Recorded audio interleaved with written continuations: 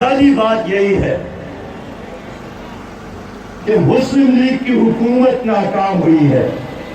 ملک میں کرپشن ہے، اداروں میں کرپشن ہے، ایوانوں میں کرپشن ہے، لیکن موجودہ حکمرانوں کا یہی تحفہ ہے.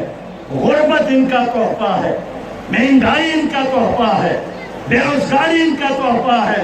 اور آج اگر امریکیوں نے پاکستان سے اپنے لیے اسطبل بنایا ہے، یہ اسطبل ان لوگوں نے بنایا ہے. ہم آئیں گے، فلاحی نظام دیں گے، سود کا خاتمہ کریں گے.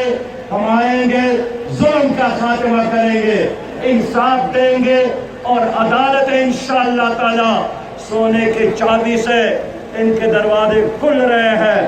یہ نظام ختم ہوگا، انصاف کا نظام، عدل کا نظام. ہر بچے کے ہاتھ میں قلم اور کتاب، ہر ماں کو علاج کی سہولیات، ہر بوڑھے کو بڑھاپا الاؤنس، ہر نوجوان کو بے روزگاری الاؤنس دیں گے تاکہ یہ معاشرے کو آگے کی طرف لے جا سکے. میرے بھائیوں، اسلامی پاکستان، خوشحال پاکستان اور ایک ویلفیئر فلاحی پاکستان کے لیے عوام کو جماعت اسلامی کا ساتھ دینا چاہیے. بہت شکریہ.